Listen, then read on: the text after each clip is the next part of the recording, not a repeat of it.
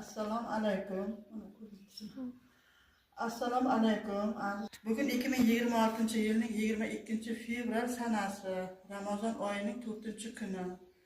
Allohim hammamizning tutgan ro'zalarimiz Alloh dargohida qabul bo'lsin. Hamma yaxshi niyatlar ijobat bo'lsin. Bugungi videomiz anor va tok qalamchalarini ko'klatish haqida. Buning uchun avval anor va tok qalamchalari oktyabr oyida hosil yig'ib terilgandan keyin 40-50 santimetrda kesib olinadi va yerga ko'mib qo'yiladi. Mart oyining 20-sanasida kavlab olib yerga ekiladi va sug'orib parvarish qilinadi. Endi shu ekkan payti tezroq ko'klatish uchun ularni 20-mart emas, 20-fevrallarda tok va anor ko'chatlarini kelchivani qilish mumkin. Tezroq tomir otish uchun. Kelchivani bu o'zi nima? Bu ildizlarni tezroq ildiz otish uchun o'tkaziladigan tadbir. Kelchivani qilish uchun mana ko'milgan tokni olib, hammasini tagini boshqatdan yangilab chiqdik. Mana hammasini yangilab chiqdik.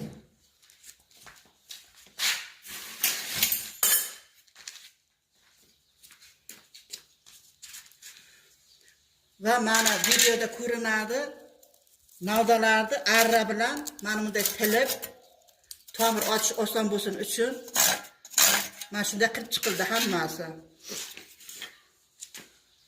Tok uzum navdalariga shunday ishlov beriladi. Anorga esa hech narsa qilinmaydi, anor o'zi sho'x bo'ladi, yaxshi ko'klab ketadi. Buni qilish uchun avval tagini kesgan joyini yangilab, arra bilan tilib chiqqandan keyin karnivin rasvoriga botirib qo'yiladi 1 sutkaga. Hozir karnivin rasvorini tayyorlaymiz.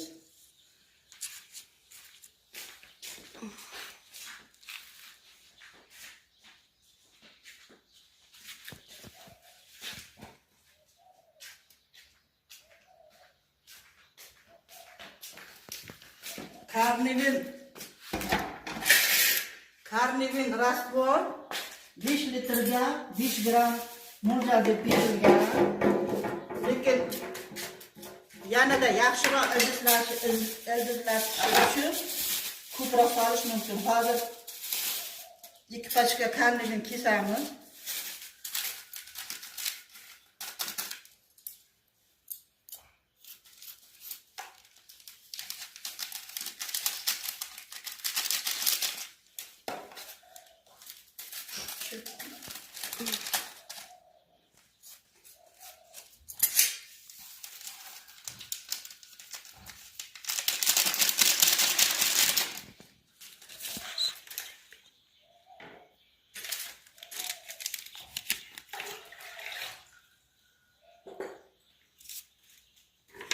Litr suv solamiz.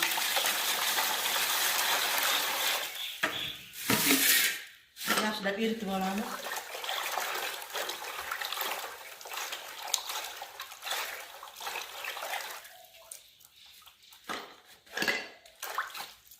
Va ivitishga qo'yamiz.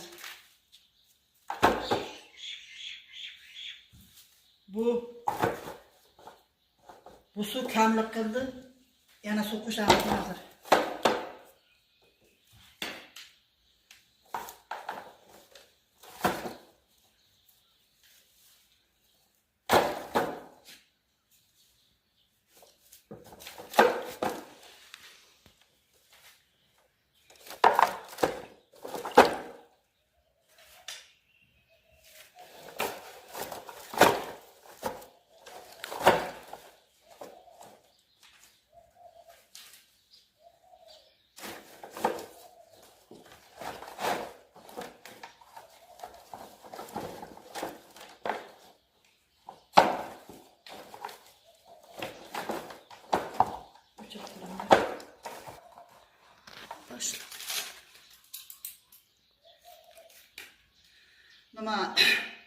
Suv sayoz bo'lib qoldi.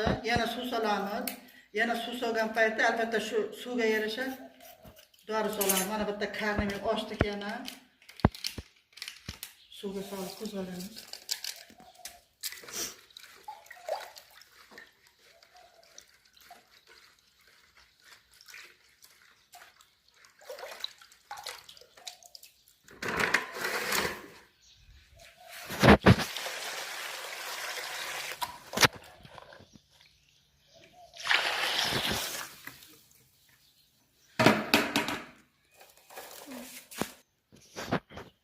Endi anor qimislarini ko'rsatamiz. Mana bittasiga karnamen eritilgan suvni solamiz.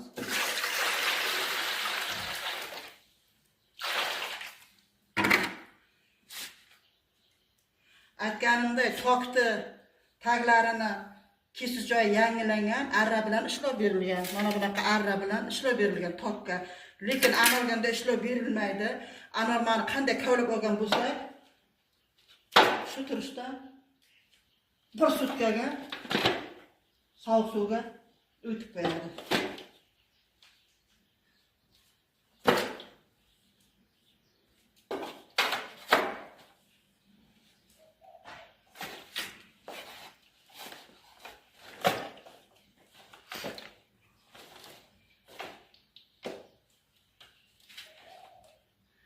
Mana suvga ko'milib turibdi. Ertaga buni ko'mish jarayonini ko'rsatamiz. Kelchivaniga ko'mish jarayonini. Bu kelchivani qilishga tayyorgarlik bo'ldi. Mana kecha o'tib qo'ygan nimalar? Tok va anor qalamchalari. Bu yerda chuqur qazdik. Chuqurni qazgan payti mana tokni bunday yasab qo'yiladi. Tokni bo'yiga qarab o'lchadik mana. Buni hozir chuqurga qo'yayotguncha mana ildiz otadigan tomoni tepaga, o'sadigan tomoni pastga bo'ladi. Mana ildiz otadigan tomon tepada turadi. Tagiga qum soldik, suv sepdik. Endi uzum qalanchalarni taxlab chiqamiz.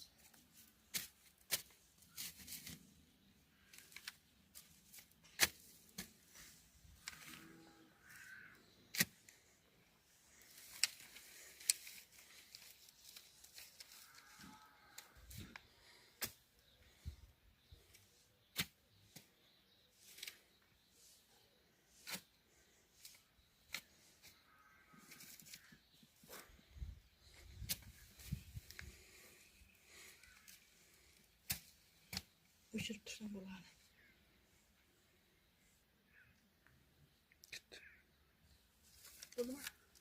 Mana endi yonida anorni qo'yib chiqamiz.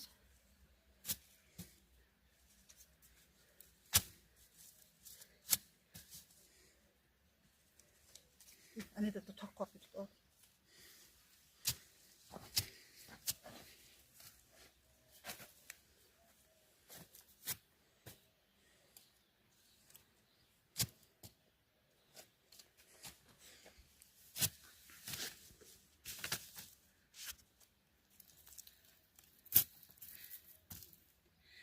Endi buni ustiga avval tuproq sepamiz, keyin ustidan qum sepamiz. Ozroqgina qum sepamiz, eng ustidan chirigan par sepamiz. Va klenka bilan yopiladi. Yopish jarayonini yana ko'rsatamiz. Hozir buni ustiga tuproq tortib olamiz.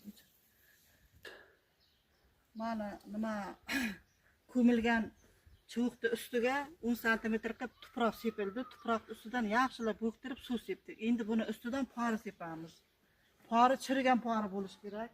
Agar chirimagan pari bo'lsa, chirish jarayonida astaga ko'payib kuydirib yuborish mumkin. Klenkani tagidan buni ustidan par solgandan keyin klenka bilan ustini yopib qo'yamiz. Yopgan payti klenkani tagidan normalniy issiqlik darajasi 28 bo'lishi kerak. 28. Agar 30-40 bo'lsa, kuyib ketishi mumkin.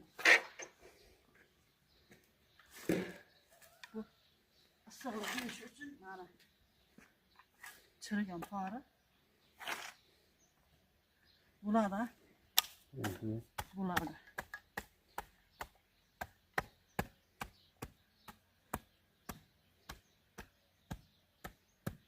Buni ustiga yana katta suv sepib qo'ydik-da. Pari ham namlansin.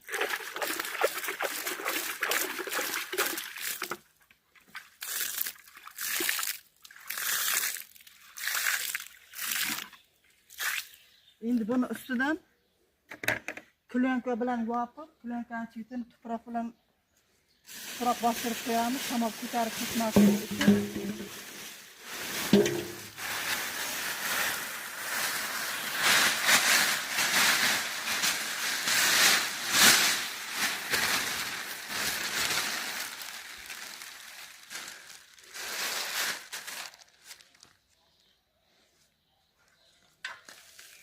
Davdalar ko'milgan joy mo'ljal mana shu. Shu yerdan 50, 60, 70 santimetrgacha klyanka narig'ida bo'lishi kerakda. Endi bu yerini tuproq bilan bostirib qo'yamiz.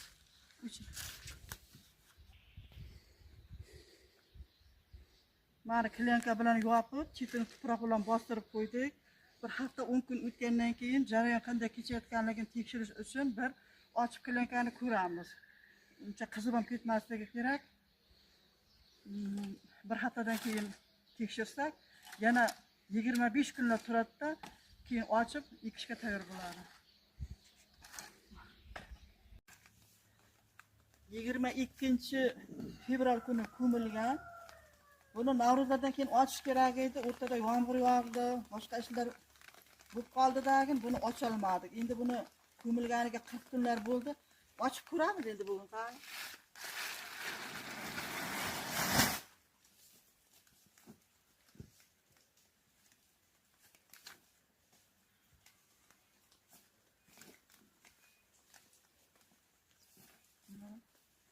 Bo'ldi. O'chirdingmi?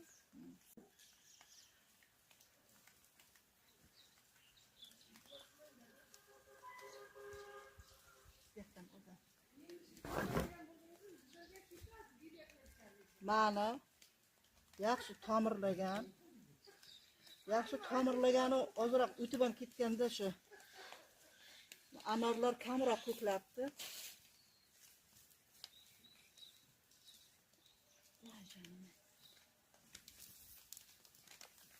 Anorlar kam chiqargan tomirda.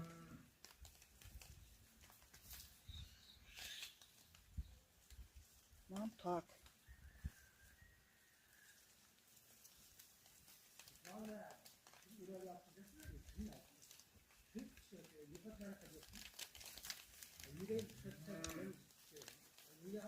Mana.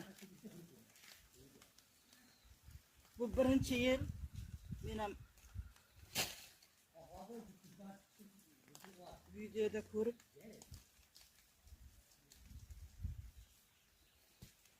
ko'rdimda. Mana bular endi 40 kun turganda, o'zi normasi 30 kun bo'lgan. 30 kun, 35 kun turganda yaxshi bo'laydi. Endi mana shu bugun ham yomg'ir yog'ib turibdi. Asli mana bu nimasi tomiri ko'klab chiqqandan keyin buni umuman issiqda turmash kerak. Bularni hozir ekib tashlaymiz. Joylari tayyor, ekish jarayonini ham ko'rsatamiz.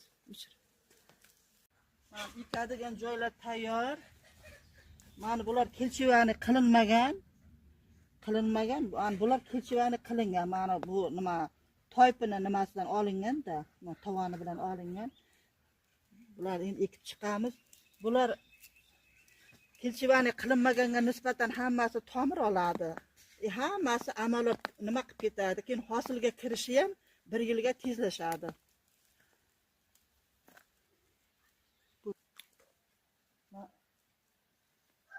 O'chiribdi-da. Mana hammasini bir qator qilib qo'yib chiqdik. Joylari taqidi. Endi bular ko'mib chiqamiz. Tepasida mana nimalardan keyin ko'klab chiqadi-da.